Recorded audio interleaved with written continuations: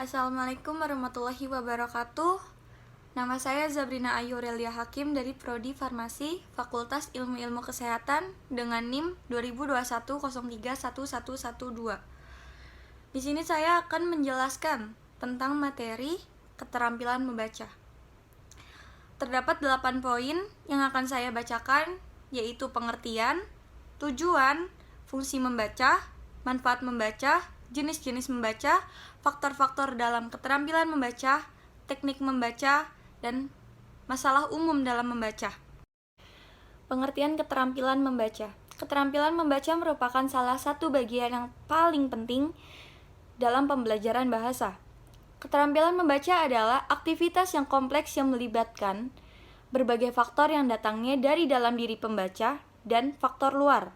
Selain itu, keterampilan membaca juga dapat dikatakan sebagai jenis kemampuan manusia sebagai produk belajar dari lingkungan, dan bukan kemampuan yang bersifat instingtif dan naluri yang dibawa sejak lahir.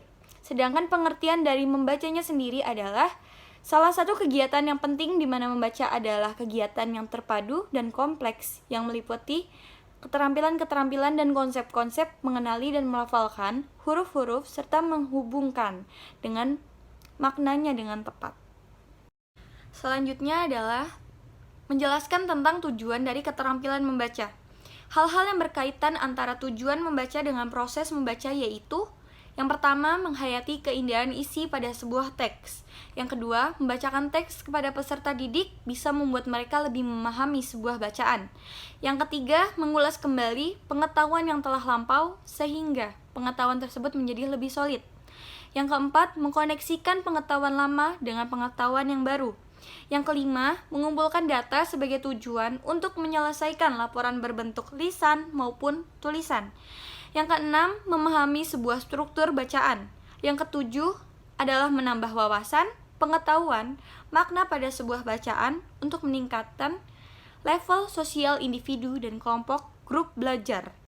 Berikutnya berkaitan dengan tujuan membaca, Rivers dan Temperley pada tahun 1978 juga menyebutkan 7 tujuan utama dalam membaca, yaitu yang pertama adalah untuk memperoleh informasi, kedua, untuk memperoleh berbagai petunjuk, yang ketiga, untuk berakting dalam sebuah drama, keempat, untuk berhubungan dengan teman-teman dengan surat menyurat, kelima, untuk mengetahui kapan dan di mana sesuatu akan terjadi atau apa yang tersedia, yang keenam, untuk mengetahui kapan dan di mana sesuatu akan terjadi sebagaimana dilaporkan dalam koran, majalah, dan laporan, dan yang terakhir adalah untuk memperoleh kesenangan atau hiburan.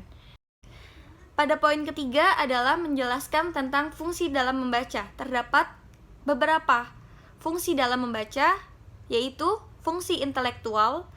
Dengan banyak membaca, kita dapat meningkatkan kadar intelektualitas dan membina daya nalar kita. Contohnya dalam membaca buku-buku pelajaran, karya-karya ilmiah, laporan penelitian, skripsi, tesis, disertasi, dan lain sebagainya. Selanjutnya adalah fungsi pemacu kreativitas. Hasil membaca kita dapat mendorong dan menggerakkan diri untuk berkarya, didukung oleh keluasan wawasan dan pemilihan kosakata. Contohnya buku ilmiah, bacaan sastra, dan lain-lain. Fungsi praktis. Kegiatan membaca dilaksanakan untuk memperoleh pengetahuan praktis dalam kehidupan.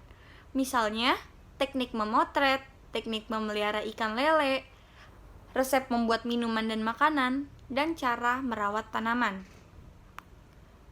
Fungsi religius. Membaca dapat digunakan untuk membina dan meningkatkan keimanan, memperluas budi, dan mendekatkan diri kepada Tuhan. Fungsi informatif, yaitu dengan banyak membaca bacaan, informasi lebih cepat kita dapatkan. Contohnya, dengan membaca majalah dan koran, dapat kita peroleh berbagai informasi yang sangat penting atau kita perlukan dalam kehidupan sehari-hari. Fungsi rekreatif, yaitu membaca digunakan sebagai upaya menghibur hati dan mengadakan tamasya yang mengasyikkan.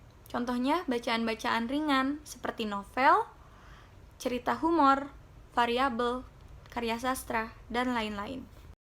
Poin selanjutnya adalah tentang manfaat dari membaca, yaitu memperoleh banyak pengalaman hidup, memperoleh pengetahuan umum, mengetahui berbagai peristiwa besar dalam peradaban dan kebudayaan suatu bangsa, dapat mengikuti perkembangan ilmu pengetahuan dan teknologi mutakhir di dunia, dapat memperluas cakrawala pandang dan fikir, meningkatkan taraf hidup dan budaya keluarga, masyarakat, nusa, dan bangsa, dapat memecahkan berbagai masalah kehidupan, dapat mengantarkan seseorang menjadi cerdik dan pandai.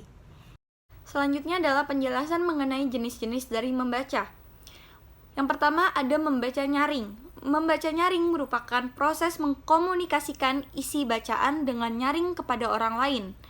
Tujuan utamanya ialah mengkomunikasikan isi bacaan, maka si pembaca bukan hanya dituntut harus mampu melafalkan dengan suara nyaring, melainkan juga dituntut harus mampu melakukan proses pengolahan agar pesan-pesan atau muatan makna yang terkandung dalam lambang-lambang bunyi bahasa tersebut dapat tersampaikan secara jelas dan tepat oleh orang-orang yang mendengarkannya. Ada beberapa aspek dalam membaca nyaring, yaitu sebagai berikut. Membaca dengan pikiran dan perasaan pengarang, memerlukan keterampilan menafsirkan lambing-lambing grafis, memerlukan kecepatan pandangan mata, memerlukan keterampilan membaca, terutama pengelompokan kata secara yang tepat, memerlukan pemahaman secara tepat. Yang kedua adalah membaca dalam hati. Membaca dalam hati atau membaca diam memang tidak ada suara yang keluar. Yang aktif bekerja hanyalah mata dan otak.